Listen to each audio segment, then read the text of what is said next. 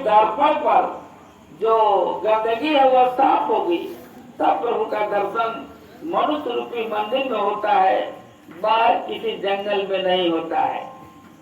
और एक बार कबीर साहब का दरबार लगा हुआ था, बहुत थोड़े लोग थे ऐसे ही, क्योंकि जमाना उस समय पेपर का नहीं था, पेपर नहीं छपते थे तब पेपर की मशीन नहीं बनी थी, तब रेडियो नहीं था, तब मोबाइल नहीं था, कबीर को संसार नहीं जानता था। कबीर को थोड़े लोग अगल बगल के जानते थे, बुनकर का काम करते थे और भगवान का भजन करते थे गुरु से रास्ता लेकर के।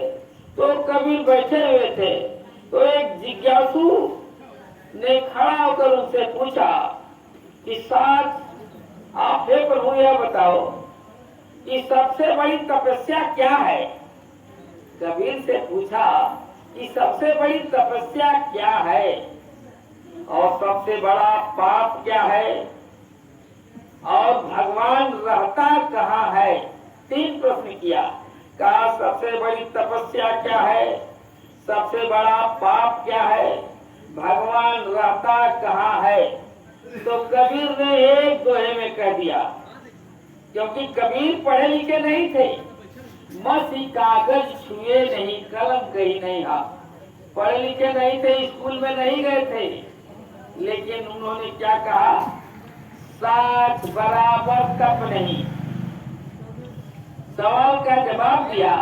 उसने सवाल किया कि सबसे बड़ी तपस्या क्या है, तो लोग यही जानते थे कि जंगल में चले जाओ, शादी मत करो, भोजन छोड़ दो, पानी छोड़ दो, पेड़ की पत्ती छोड़ दो, खूब भूखा रहो, संसार छोड़ दो, यही सबसे बड़ी तपस्या है, हिमालय पर चले जाओ। लोग तो यही जानते थे, लेकिन कबीर ने कहा साच बराबर तप नहीं।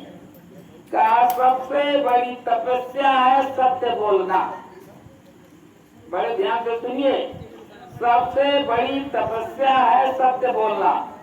फिर कहा दूसरा सवाल था, सबसे बड़ा पाप क्या है।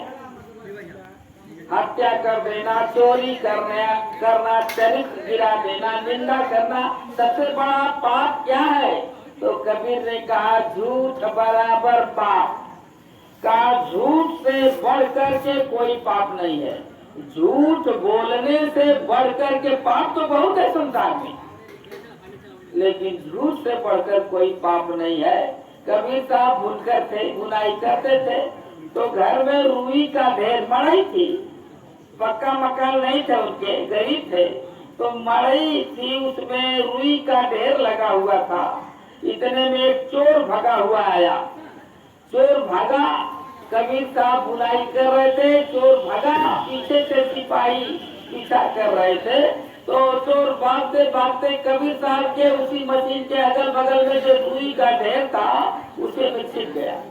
कबीर बना मस्ती में, महात्मा थे, बुनाई कर रहे थे और मन में भगवान का भजन गुनगुना रहे थे। चोर घुस गया रुई के ढेर में, पीछे से सिपाही आ गए।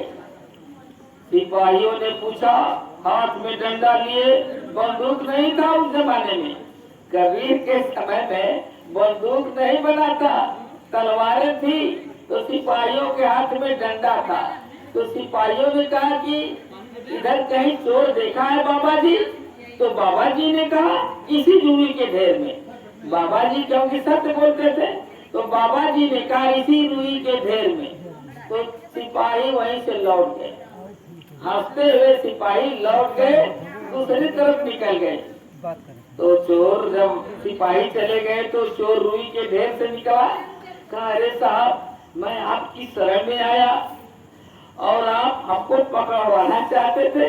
कहा नहीं बेवकूफ हो, तो साँच बराबर तप नहीं, साँच को आँच कहा, साँच को आँच नहीं होती है, इसलिए हमने सत्य बोला, असत्य से तुम बच गए।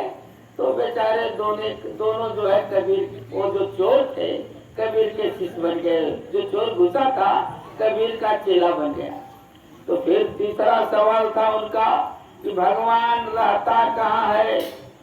तो कबीर ने कहा साच बराबर तप नहीं, झूठ बराबर पाप, जाके हृदय ताके हृदया, जो सत्य बोलते हैं भगवान उनके हृदय में निवास करता है।